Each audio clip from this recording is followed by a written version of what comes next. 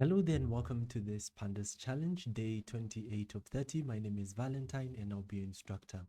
In this challenge, we are going to be going through a set of Pandas library concepts that will be important when it comes to data analysis. So let's get started.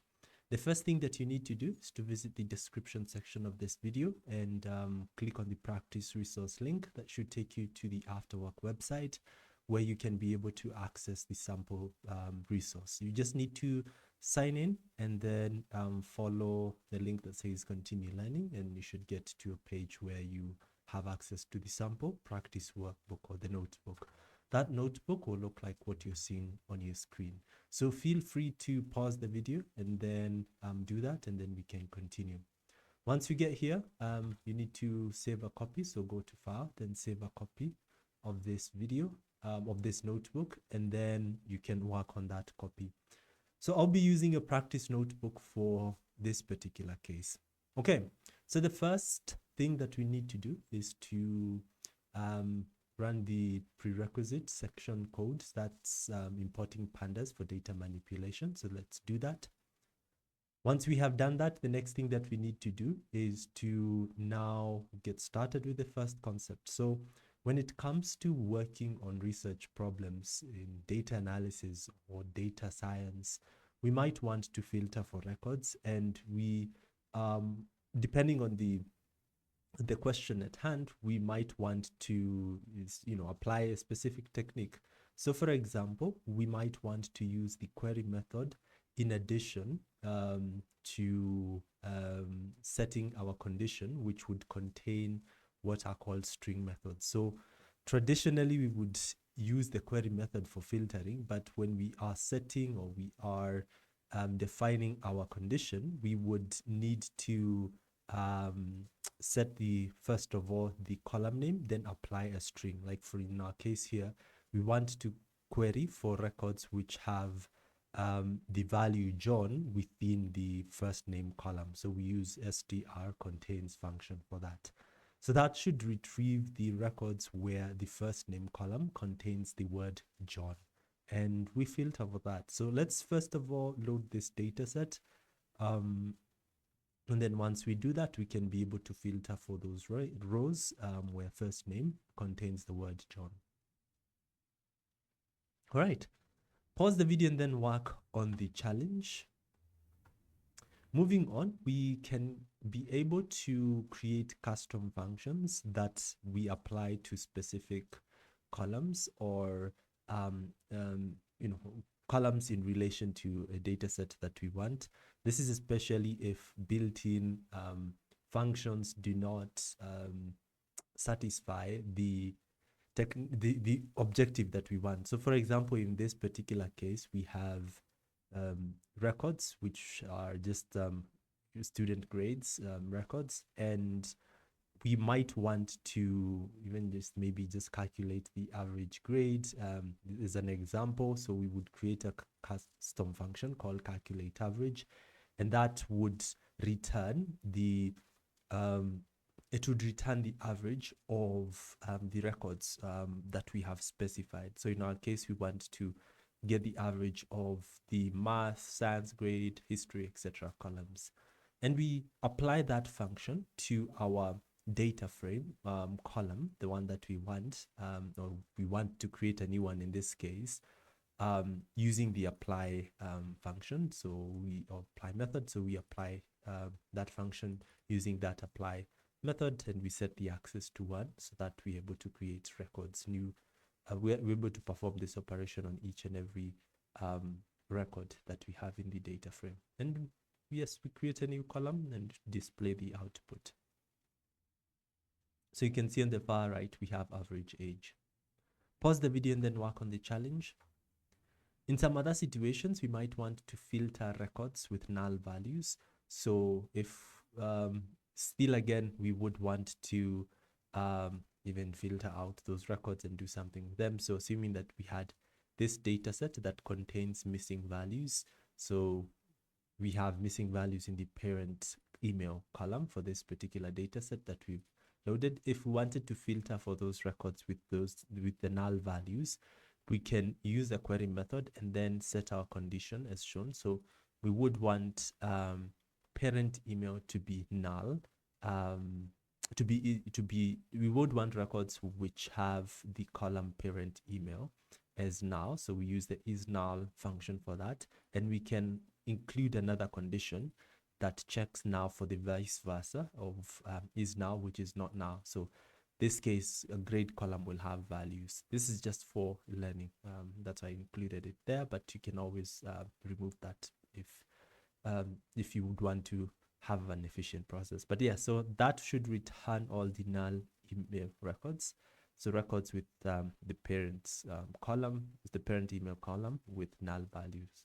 So you can see we have null values for that. All right, pause the video and then work on the challenge. Just like before, where we got to learn how to create summary tables from a larger table, we're also going to just quickly remember or recall that idea. So if we wanted to create a summary table or pivot table from a bigger table, we can use the group by function or group by method, where we specify the column that we want to group the records by, and then later onwards we calculate or we apply an aggregate function such as a mean to the numerical column that we want to calculate the value for. So in our case, we want a summary table with gender as well as math score, but the mean math score for each and every gender. And we apply the reset function to be able to get a pandas data frame output. Right, pause the video and then work on the challenge.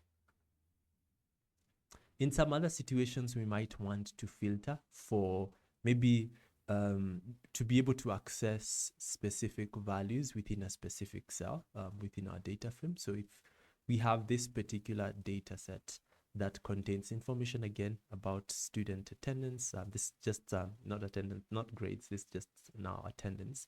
If we wanted to get the record, say for example, we wanted to get a record where maybe we wanted to get 92 or 78, then we can use the art method for that particular case. So for example, in our case over here, what we are doing, we are getting the record that has index 3 and is within the English column. So we are getting the value for the record with index 3 and the column for English score. So that is 90, and that's actually what we print out over here. So that gives us the specific cell value that we want. Right, pause the video and then work on the challenge. In some other situations, we might want to use a pivot table function instead of using a group by function to create a pivot table or summary table. So yeah, so we could decide to create a summary table out of this particular just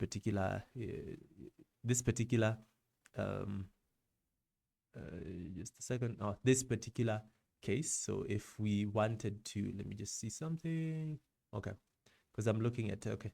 If we wanted to create maybe a pivot table, a smaller table, summary table that contains department, as well as the rating, so the average rating on the far right side. So for each department, then we can use the pivot table function from Pandas and pass to it a data frame. And on the left-hand side of that table, that's on the index column for the pivot table, we can set it to department and set the values down the column that's going to be on the right as rating, and we would want to apply the aggregate function for that column, and we apply the reset index to ensure that we have a pandas data frame output, which just essentially resets the pandas data frame, because here we have the indexes department, but we don't want that. So yeah, so here we have different departments as well as the average rating.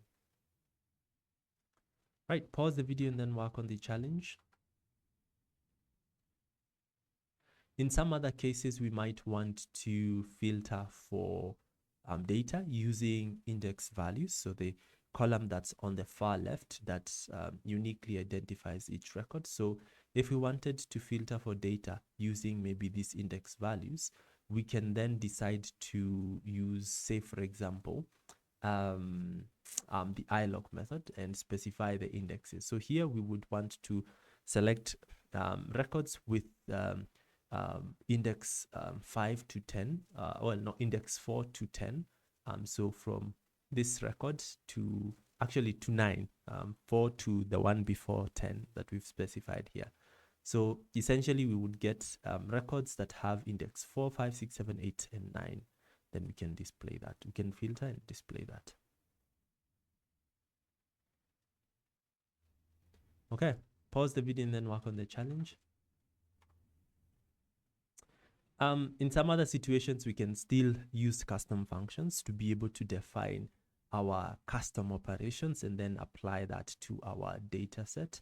So if, for example, this is just a complex scenario, it may not necessarily be that you would work towards this. So if we had a custom function that filters for students, maybe with math grade average than 85, then we can be able to perform that particular operation. Again, this is just one of those complex use cases. You might just use a normal Boolean indexing situation or approach instead of going this route. But you can be able to also create a custom function, then apply it to the data frame and have that as a Boolean mask, which would be used in the Boolean indexing approach that you use for selecting the data, so for filtering the data that we have.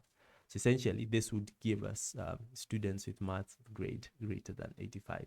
But an easier way would not necessarily be to do what we have here. An easier way would probably be to, if you wanted to select those records, you just do df, then square brackets df. That this is an easier way of being able to also get the same records. Yeah, so let me even just put a dot head. You may not necessarily go the custom approach. So you can see the same records that we have here are the same ones that we have here. Pause the video and then work on the challenge. Moving on, when we are working with data, sometimes we might want to efficiently convert data to a respective data type. So for example, if we had this data set and it contains these columns, but we might want to convert maybe the columns that you see here, math grade up until physical education grade, to a float instead of integer, then what we can do is to select the column names by simply defining them in a Python list, and then passing the Python list to the data frame. So essentially here we're just selecting the columns that we want to work with, and then which are the ones that I had highlighted earlier, the ones, these ones. And then we apply the float data type using the AskType function to those columns, which essentially converts those data frame columns to the respective data type that we want. So as you can see, those are now they have now float data type. Pause the video and then work on the challenge. All right, we can also convert columns. Instead of doing this multiple conversion, we can just do one particular conversion, and we can also convert to a different data type. So for example, we might want to convert to a string. This is especially important when we want to just work with textual data. Maybe we want to have a column to have this particular data type so that we can concatenate it or join it with another column. Then we can simply just use the str value when we pass, when we are working with the AskType function and when we apply it to the data frame columns. Let's load that and then preview that, and you can see student ID, which initially had in 64, now has an object data type. Right, pause the video and then work on the challenge. Okay, so that's it with regards to day 28. We are approaching the end of actually the series on Pandas library challenges, and we hope that you're finding value. And if you did find value in today's session, be sure to give this video a thumbs up. It tells us that we're doing a good job. And if you'd want to be informed when we post such future learning experiences, be sure to subscribe. All the best in your learning journey. Bye-bye.